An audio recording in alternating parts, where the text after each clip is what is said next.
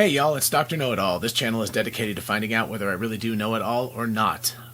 Given the terrible illness that's going around right now, I wanted to continue this series of talking about things that relate to it. And today, I actually want to borrow from my wife Lane's work that she did with a coworker. This topic is how to be as productive as possible when working from home. So I hope this proves helpful, not just now, but in the future as people work from home, more and more perhaps. Okay, so they've got it broken down into three categories. Number one is structure and space. So the first thing is, as I think I mentioned yesterday, make sure you set and keep regular office hours. Actually, in a weird way, most people who work from home, I guess, have a tendency to work too much rather than too little. And oftentimes people also have a problem keeping a schedule. So you should try to do a normal schedule, work a normal day. If you're used to 8 to 9 hour days, that's what you should do.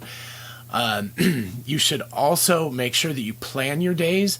So plan and structure everything. Make sure you have the proper breaks. Make sure that you have everything organized. Make sure you know what your tasks are each day, etc., etc. Another very important thing is to set aside a designated work area. So that would be a consistent place that you set up in your home, even if it's just a little corner someplace that you have designated as your work area. I think it's very important to make sure that you don't just kind of lounge around and work one day from the couch and another day from the kitchen table and another day from bed. That's going to cause problems in the long run. So you should try to set up a little office area that is your office. I mean, ideally, if you have a room, that would be really fantastic. You could actually have a room set aside as your place of work. But if you don't have a whole room, you can certainly go ahead and set aside an area to be your office. Okay, the second part is throughout your day. So what you want to do is you want to take breaks and you want to take your lunch in its entirety. If you normally have 2 15-minute breaks during the day and an hour lunch, then you need to do that, right? You don't want to just say like, I'll just eat while I'm working, etc., etc. Now, in my job, I tend to work while I'm eating normally anyway, so that just is normal. But, again, you want to try to be as normal as possible. So if you usually have a 15-minute break at 10 o'clock, lunch at noon, and a 15-minute break at 3 o'clock in the afternoon, do that. Make sure that you keep the same schedule.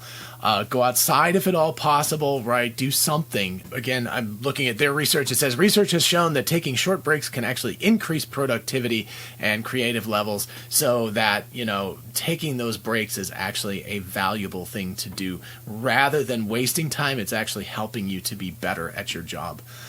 You also want to minimize your distractions by tuning your environment. Ooh, I like that term, right?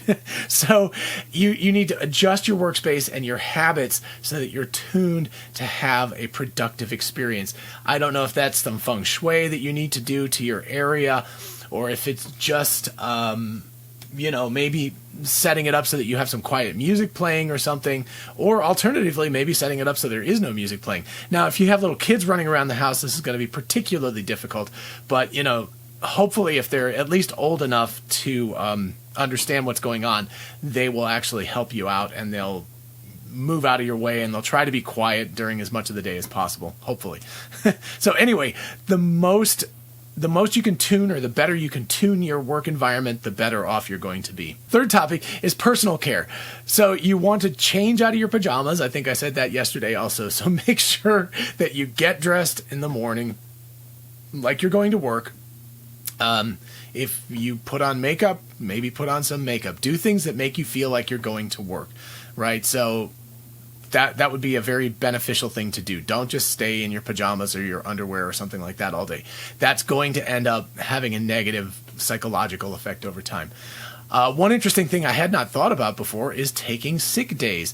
So if you're under the weather, hopefully just under the weather with regular illness like a seasonal flu or cold or allergies, it's pretty crazy outside right now.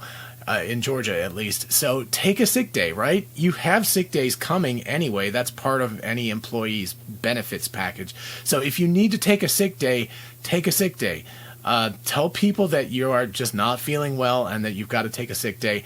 Of course, be responsible about that. You can't just kind of decide that every day is a sick day, right? So, as you would going to work, if you were too sick to go to work, then you should take a sick day while you're even if you're working from home. So that's a rather important little piece of advice that I would not have thought about myself.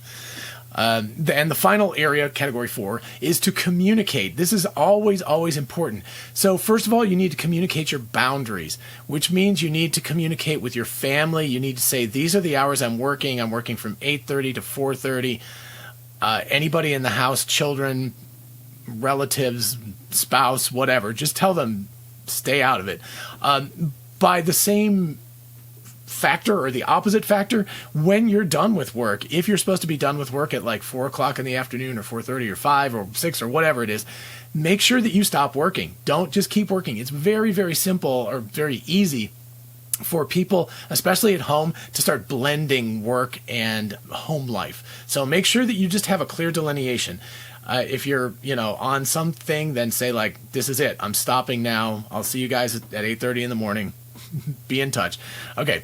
So also make sure that you stay in touch with your team, your work team, using something. You can use Zoom to meeting. You can use Slack. A lot of people use Slack. Standard text messaging. I guess phone calls can work. However it is that you need to stay in touch with your group at work. Make sure that you stay in touch with your group at work.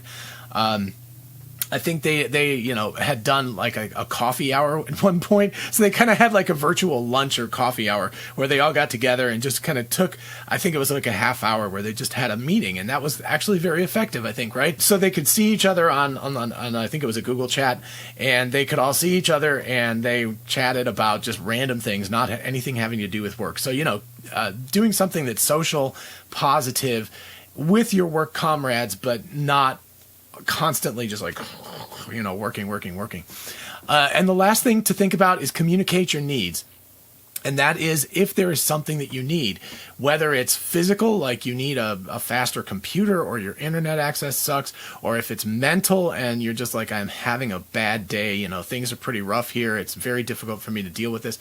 Make sure that you tell your family, the others around you in person, but also the people at work. Make sure you tell them what your issues are. That will help you to have a better work experience. So again, just to go back over that, right? So make sure you have structure and space, like go to work. Make sure you think about planning your day and what you're going to do throughout the day. Make sure you take care of yourself, and make sure you communicate with other people. Those are the 4 kind of main takeaways.